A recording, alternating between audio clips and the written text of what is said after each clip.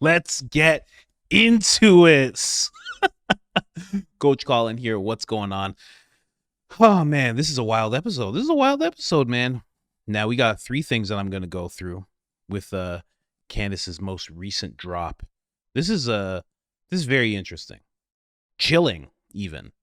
I mean, first off, she's going to reveal something wild that Charlie Kirk actually said, right?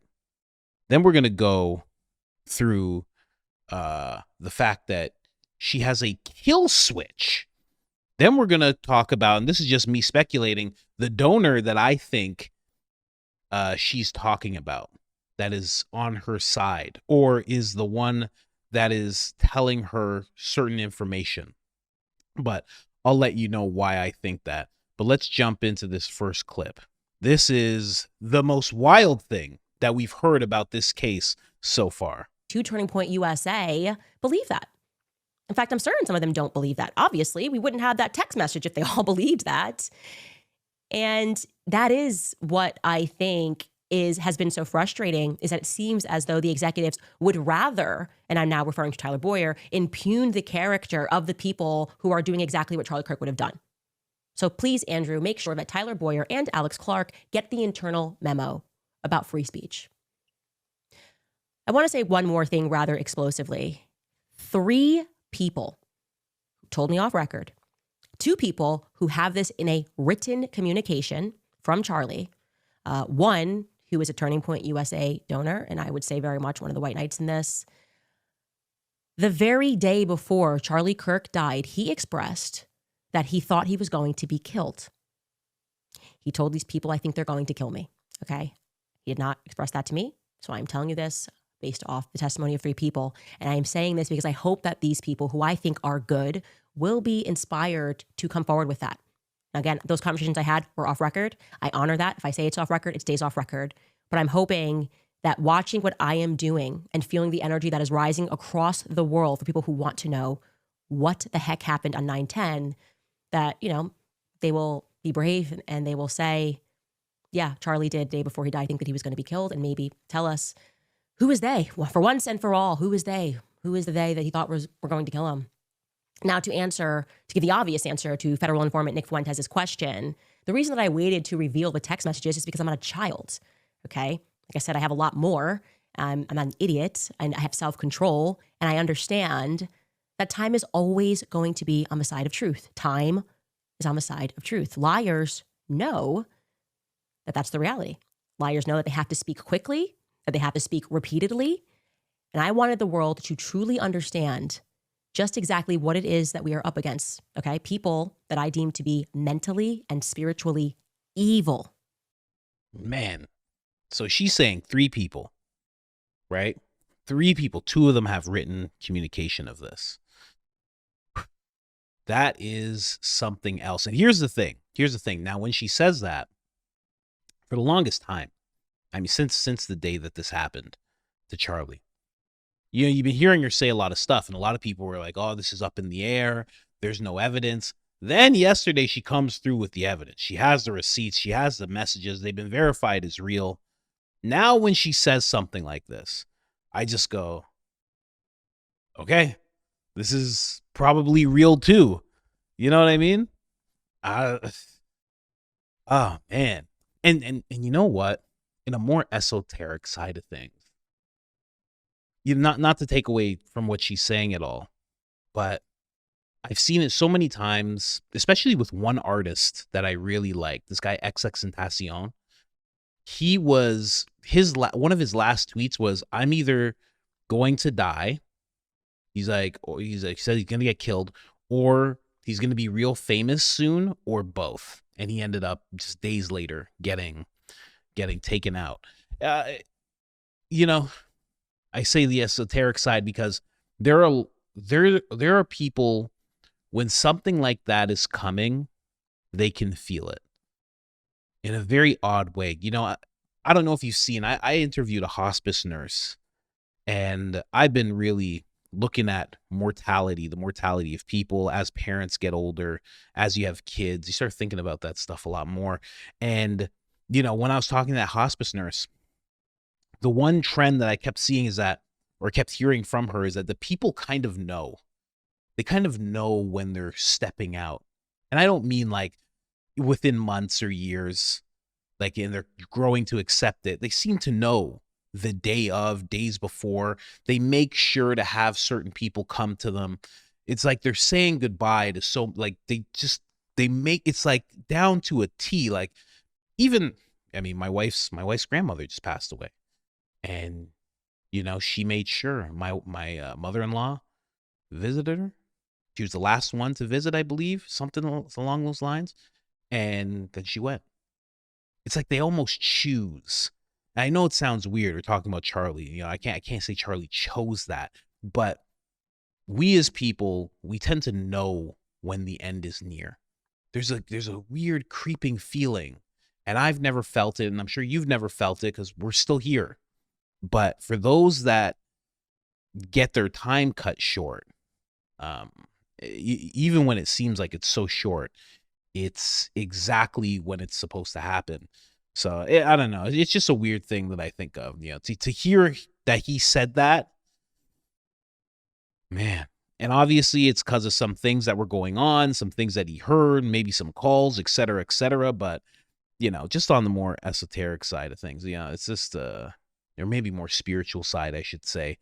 Yeah, sometimes people just know. Now, moving on to that, and I hope this is not even connected to that at all, but Candace reveals that she has a kill switch. Now, if you don't know what that is, Maxwell. You remember Maxwell from that hoax?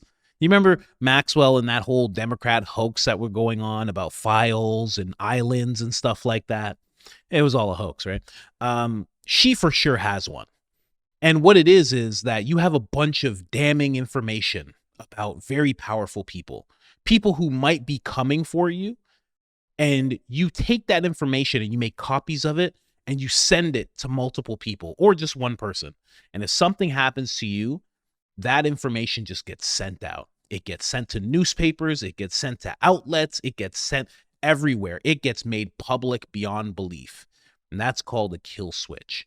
And it's kind of you saying, if you do something to me, the thing you're trying to keep hidden is going to be out there.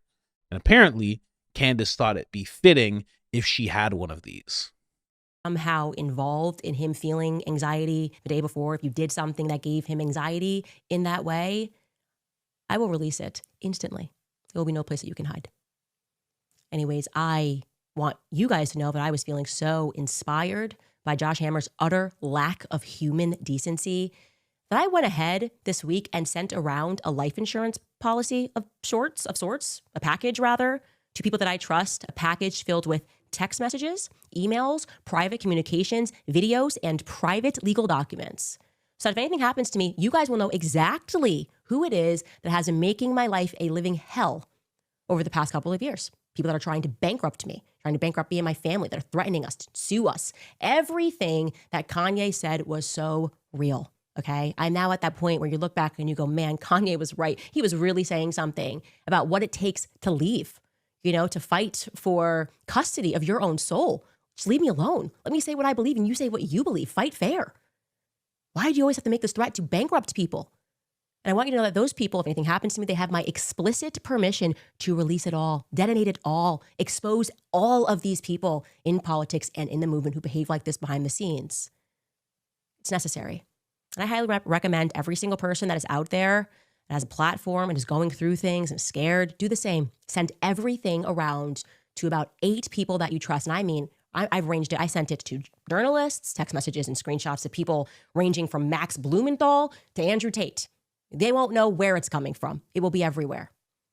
I want to remind you guys in the wake of all of this that it is so important to keep trusting our guts. We have been proven right so many times. Wow. So that's what she has going on right now. I mean, that's wild. Ah, man. Like what? I wonder what it is that she has. And it's probably not just towards her. It's probably towards everything. I mean, she's saying right now that she has more messages from Charlie, or more correspondence. Maybe it's group chat, maybe it's her personal and Charlie, but she has many more that she's not releasing yet. And honestly, I've thought this too. I'm like, why didn't she release it all at once? But you wouldn't, if you really wanted to see people for what they were, especially the bad actors that are against you, you would say the things you have to say and not show the things, the proof, right? The messages, the screenshots. You would not do that. You'd let them keep on saying everything. And once everybody's out in the open with how they feel, then you'd bring out the proof. And then everything they said, then you start to realize, oh, okay, so this person was talking a bunch of smack. This person was wrong. This person was wrong. This person was wrong. Right? So that it makes sense. Also, there is the aspect of, and this is not to say anything bad about her, but you have to kind of keep yourself relevant. You wouldn't just drop every bit of information you have, honestly, and it's not an insult to her. Like, that's like what Whitney Webb would do. And, if you look at Candace, I know I can venture to say what she makes a month. I know everything's not about money. I'm not saying this is about money, but I'm just saying, there's a way of doing things where you bring the information and you bring it in an entertaining way, funny way. If you're someone who's into humor, if you have that, that type of charisma, and also have it feed you at the same time. There's a balance to that as a content creator that you do have to follow. And if you just drop it all at once, it's not as entertaining. It doesn't show people's true colors. It's like you really do have to think about how you're going to structure your content when you have something, I was talking to a creator that you guys probably know, has a bunch of subscribers, like a lot. And he had some footage that no one else had. And he was like, oh man, I'm just thinking of how to make this video. Because, in a regular person's mind, it's like, oh, you got this footage? Just make a video of the footage. And it's like, no, that's not what you do. You have to, it's like a little Venn diagram. You have to hit all the points. So it's like, it's about the audience, but it's also about your family. It's also about doing it properly. It's also about the algorithm. Like, it's about a bunch of different things. So when people hate on her for not releasing everything at once, it's like, it's actually pretty masterful how she's doing it. Honestly, like her or not, it's pretty masterful the way that she's handling this. You're supposed to bring things out day by day by day by day, and you're supposed to kind of stretch it out so people really have time to digest, and they really have time to follow you and build trust with you. Right? Everybody who was riding with her throughout this 4 weeks when she's saying all this stuff, and then she drops these screenshots and they're verified to be real, people just go, wow. Anybody who trusted her, the trust is just like rock solid now. And the people who didn't trust her and see that, their trust starts to build as well. There's a whole art to it, man. She's excellent at it. Excellent. First time I dropped a video, somebody said I was a knockoff Candace, and I was like, I'm on the right path. Honestly, man. But let's go into this. Now, she talks about this kill switch. She talks about this correspondence that Charlie actually has with two people where he said he feared for his life. Right? I think that this person who gave her this nod of courage, this nod of encouragement, I should say, I think this person is the one who is giving her information and helping her on the inside. Event was when I first laid eyes on George. Not when I spoke to him, but when I actually first laid eyes on him. That donor issued a public statement. And I think he will be the first of many donors that might make a public statement. And he made this statement in my favor. This was written by him and his wife, two wonderful people, John and Irina Mappin. I'm just going to read it because I think these words don't just eloquently express how I'm feeling, but I think these words eloquently might express how we are all feeling worldwide. Like, I read this and I said to myself, I couldn't have written this better myself with all the time in the world. John and Irina write, Charlie Kirk built Turning Point USA on transparency, free speech, and a relentless pursuit of truth. We are witness to that. If Candace Owens had been assassinated, Charlie would have torn apart every lie and devoted every working day and night to uncovering the full truth. He would not have trusted the authorities to deliver justice. He would have demanded it from the rooftops. Charlie would not have waited for the funeral or memorial to happen. He would have gotten to work immediately. He would have worked night and day to uncover exactly what had happened to his great friend. Consider this. Charlie did not sleep for several days and several nights just to ensure that J.D. Vance became the vice presidential nominee. And although that job was supremely important for the country and its future, it was still ultimately simply helping to secure a job promotion. Candace is working to get to the truth of who killed Charlie Kirk and why they did it. Charlie's execution is an assassination with potentially far-reaching political consequences for America and the world. What we have seen so far beggars belief. A crime scene apparently completely destroyed in days, and plenty of evidence that simply does not add up. This investigation and the truthful answer as to who was really responsible for deciding that Charlie would be executed in front of the world will affect America's future, its collective soul and conscience forever. The truth, when known, and we believe it will be known, will have far-reaching international consequences. The very idea that someone could be convicted and could receive the death penalty when there remains even the slightest shadow of doubt or shred of uncertainty that they may not be guilty of that crime, and that Christian souls would tolerate that possibility, is anathema to all the teachings of Christ. If there were circumstances where a suspect or someone standing trial for murder did not have a clean opportunity to receive the very best and fairest legal representation to present their case and defense to the world, it would have been abhorrent to Charlie Kirk. It would go against every constitutional principle that he lived, fought, and died for. Erica is in mourning. May God bless her and her family. Please give her and her family time to grieve. Any civilized culture, Christian or otherwise, allows a grieving widow 40 days of mourning to make peace with the Lord and to respect the departed. Those people who truly love her would gladly grant her all the space she needs. We certainly do.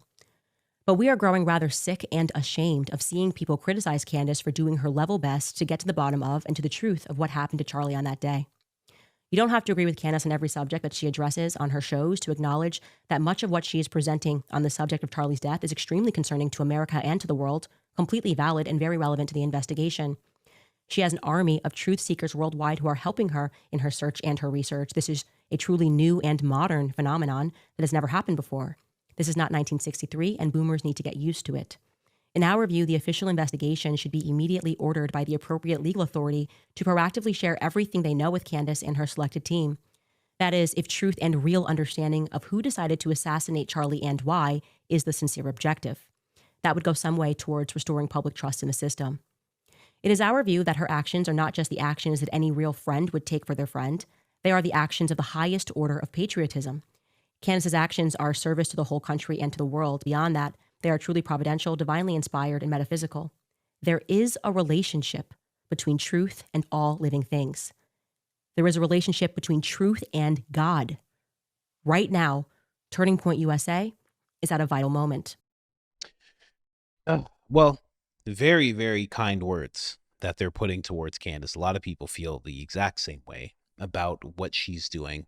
And, you know, what everybody's doing as they're asking questions. There's a bunch of people asking questions. And with that being said, I think he's the one, if because he is a donor, I think he's the one that's giving her the information. Now, he said that he feared for his life. 3 people know, 2 have in written communication. I don't know if he's one of the 2 that have written communication, but I bet he's one of the 3. And I bet he's one of the people who is on the inside, so to speak, and as a donor, on the inside and is fighting for what Candace is doing. So, and I bet he's not the only one. But it just seems like that because he's just willing to put himself out there. I mean, in such a big way. Like there he is. John Mappin right there. So that he put this statement out on exactly what Candace was reading. He put this out on X as well. This is the guy.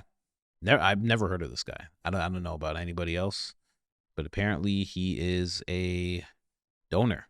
The Turning Point, you know, and who knows? This might bring about more. This might bring about more donors who are actually willing to speak up.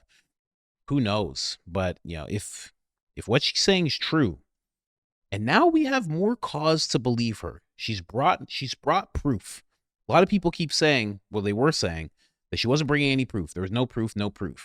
And then when she brings the proof gets verified within hours, not just by people, but by Turning Point themselves. I mean, wow, right? So, kind of inclined to believe her on this one. At least, yeah, you know what? I won't mince my words. I'll believe her on this. Because eventually, if she can, she's going to bring the proof. She's already shown you that once. Right? Ugh, that's sad. If he said, you know, it's sad and brave. If he actually said that and thought that, let me tell you something. If I thought something like that was going to happen to me, I don't know that I would just walk out in front of, I don't even know how many people were there, a couple thousand, maybe a few thousand, where there's rooftops and windows and stuff. I don't think I'd be going out. I think I'd put stuff on pause. I'd start doing it in rooms, metal detectors coming in. I think I'd start doing it like that. I don't think I would just out of nowhere just be like, okay, let's step in front of this crowd. Very brave. Very brave. But, you know, he was Christian, and when you're Christian, you allow God. You allow God to direct you. You don't try and do it your way. You allow him to do it his way.